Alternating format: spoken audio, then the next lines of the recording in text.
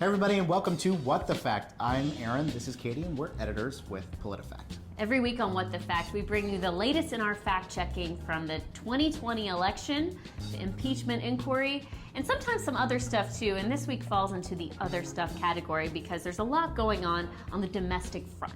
The Trump administration has announced some changes to the way that food stamps, or SNAP benefits, more technically, are distributed to families who are in need or are disabled. These cuts are going to affect a number of Americans, and we're going to get into a fact check explaining just who is affected. But first, we wanted to connect with Newsy to bring you more context about the history of this program and how it's been used.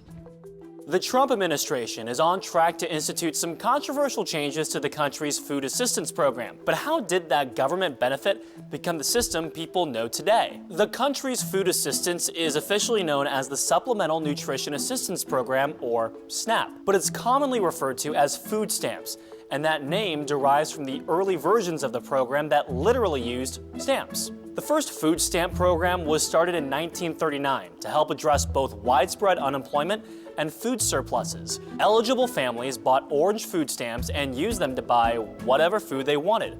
For every $1 of orange stamps they purchased, they received 50 cents in blue stamps. The blue stamps could only be used to buy foods the government said were in surplus. That program ended in 1943, and it was 18 years before the government started a food assistance program up again. In 1961, President John F. Kennedy launched a food stamp pilot program. It worked a lot like the previous one, since families still had to purchase food stamps, but the stamps became cheaper. For example, a family that paid $22 for food stamps would receive $62 in vouchers. The Kennedy pilot program was tested in select regions around the country. In 1964, President Lyndon B. Johnson signed the Food Stamp Act, making the program permanent. Various laws have modified it since then, changing the eligibility guidelines, work requirements, or funding levels. Notably, in 1977, under President Jimmy Carter, Congress eliminated the purchase requirement, which meant the government started distributing food stamps to eligible families for free. Today, families get their SNAP benefits delivered electronically into an account they use like a debit card. They can buy foods like fruits, vegetables, meat, bread, cereal, and snacks. But the benefits can't be used to buy alcohol, vitamins or supplements, prepared foods, or household products like cleaning supplies or pet food. All right, thank you, Newsy. So, Aaron, where are we now with the distribution of SNAP benefits in the country, and how many people do we think are going to be affected by these changes? Yeah, well, Alma Adams, a Democrat from North Carolina, and a lot of Democrats across the country are taking exception to what the Trump administration has proposed. This is actually something that Republicans have tried to get through Congress in years past. Last year, for instance, that it passed the House under the Republican leadership, but died in the Senate.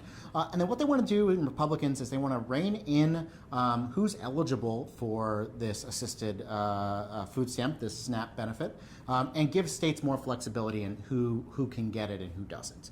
The USDA's own estimate says this can affect up to 3 million people. More recent estimates put the number a little lower, between 700,000 and a million, depending on what you're seeing. The reality, though, is the Trump administration and Republicans think that SNAP, or food stamps, are supposed to be temporary assistance for people while they're looking for a job or trying to get back on their feet. And the argument that Trump and Republicans are making is, with the unemployment rate at kind of record lows in many places across this country, this is the perfect time to kind of rein in those benefits, save the government some money. We're talking a couple $1 billion a year, and then see what happens on the private sector and let the private sector kind of take over, either allow people to have these jobs, get jobs, or say you're not going to get this benefit anymore. Now, Democrats like Alma Adams, again, a Democrat from North Carolina, tweeted that this is unacceptable, and many Democrats want to challenge this, make this a campaign issue in 2020. It's something that we certainly will follow, but it appears right now, through a rule from the USDA, Trump can do this unilaterally. So let's get back to the fact check. Alma Adams said that the Trump administration wants to cut 3 million people from SNAP, including children, seniors, and veterans.